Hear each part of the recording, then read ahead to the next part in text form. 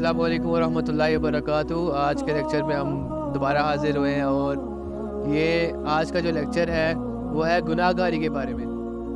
انسان لگاتار نافرمانی اور سرکشی پر آرا رہتا ہے، یہاں تک کہ اللہ اس سے اتنا ناراض ہو جاتا ہے کہ اس پر عذاب آ جاتا ہے، جس طرح پچھلی قوموں پر آیا تھا۔ اور اب کے زمانے میں جب ان کے گناہوں کی وجہ سے مصیبت آتی ہے تو وہ جان ہی نہیں پاتے کہ جو ان پر کوئی مصیبت آئی ہے وہ کس وجہ سے آئی ہے۔ اگر وہ جان بھی لینا تو وہ کبھی بھی اپنے گناہوں سے منہ نہیں موڑتے۔ قرآن کی آیت ہے ما اصابک من حسنۃ فمن اللہ وما اصابک من سیئۃ فمن نفسک وارسلناک للناس رسولا وکفی باللہ شہیدا۔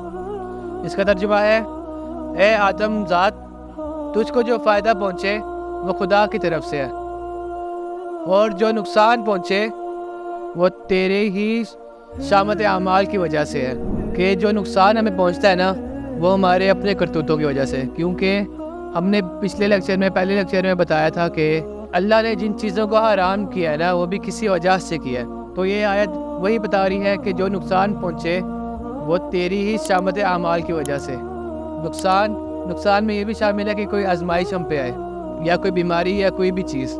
ایک اور آیت ہے وما اصابکم من مصیبت فبما کسبت ایدیکم ویعفو عن کثیر، اور جو مصیبت تم پر واقع ہوتی ہے سو تمہارے اپنے فعلوں سے، اور وہ بہت سے گناہ تو معاف ہی کر دیتا ہے۔ اسی کے بارے میں حدیث بتاتا ہوں۔ رسول اللہ صلی اللہ علیہ وآلہ وسلم نے فرمایا جو مصیبت بھی کسی مسلمان کو پہنچتی ہے اللہ تعالیٰ اس سے اس کے گناہ کا کفارہ کر دیتا ہے۔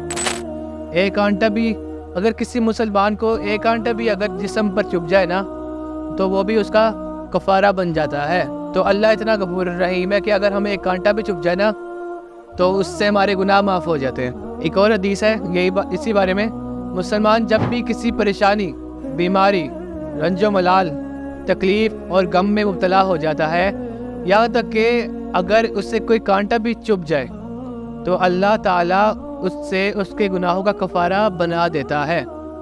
یعنی اگر کوئی بیماری بھی آئے، پریشانی بھی آئے، رنج و ملائل، تکلیف اور غم بھی آئے تو وہ ہمارے گناہوں کا کفارہ بن جاتا ہے۔ ایک اور حدیث، ایک دفعہ ہمارے نبی صحابہ کی طرف گئے، وہ صحابہ بہت ہی کہہ لو کہ شدید بیماری میں تھے، تو ہمارے نبی صلی اللہ علیہ وآلہ وسلم نے ان سے پوچھا تمہیں کیا ہوا ہے، کیا تم شدت سے کانپ رہی ہو؟ انہوں نے کہا بخار ہے، اللہ تعالیٰ اس میں برکت نہ دے۔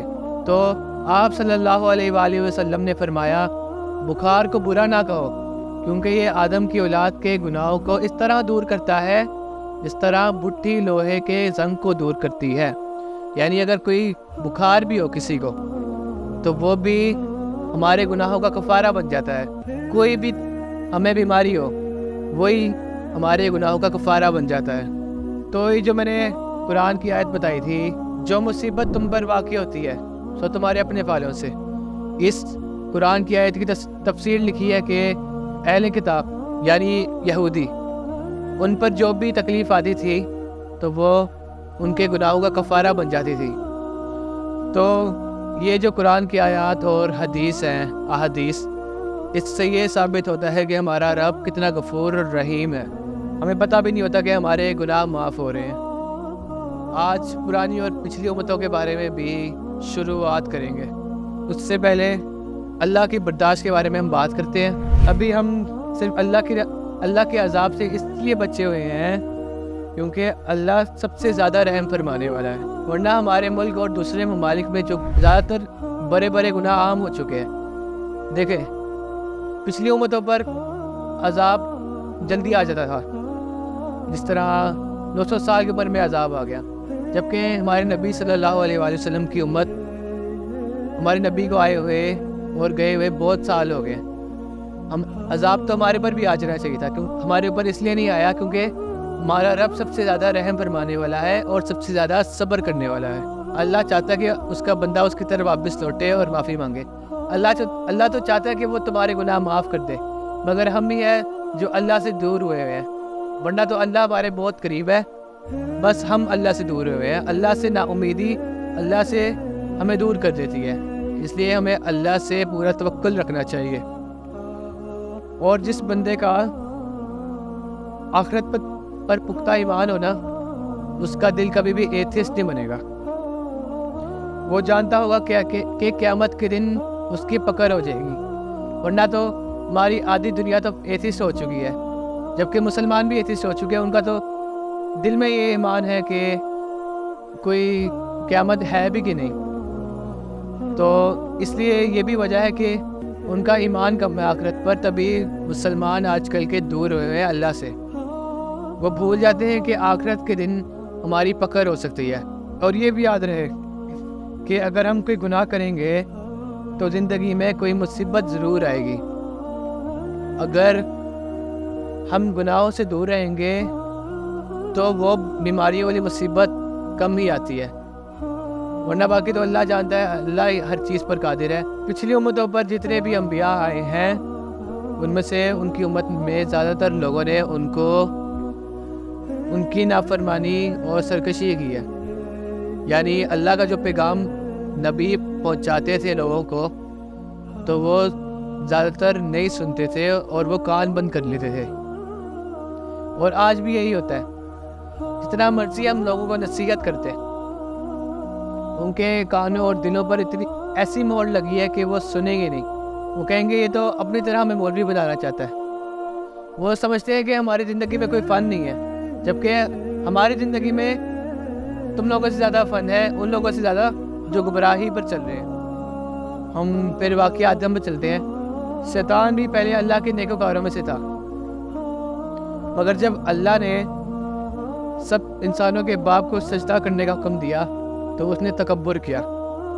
اس نے بھی اپنے صرف نفس کی بات مانی. اس نے اللہ کی بات نہیں مانی جس میں اس کی بہتری تھی، اور اس نے اللہ کی بات نہیں مانی اور اس پر اللہ کی لعنت ہو گئی. تو کسی کا بھی نفس یا روح کی بات پر اڑ جانا بھی تکبر ہے. یعنی کوئی اس کی نصیحت کی جائے اور اس بات کو نہ مانے اور اپنی نفس کی بات پر اڑ جائے تو یہ بھی تکبر ہے. فرشتوں کو حکم دیا کہ آدم علیہ السلام کو سجدہ کرو، تو سب نے سجدہ کیا مگر ابلیس نے نہ کیا. وہ جنات میں سے تھا تو اپنے پروردگار کے حکم سے باہر ہو گیا. کیا تم اس کو اور اس کی اولاد کو میرے سوا دوست بناتے ہو؟ یعنی اگر ہم نصیحت کو رد کریں گے تو ہم کس کے دوست بنیں گے؟ ہم ڈیفینیٹلی ہم شیطان کے دوست بنیں گے، نہ کہ اللہ کے. تو شیطان نے تکبر کیا، جس طرح آج کل لوگ تکبر کرتے ہیں کہ ان کے سامنے کوئی نصیحت کی جائے مگر وہ یہی کہیں کہ مجھے تم سے زیادہ پتہ ہے کہ آگے میرا کوئی نقصان نہیں ہوگا. اور اسی طرح تکبر پر اڑ جانا انسان کو تباہی اور بربادی پر لے جاتا ہے.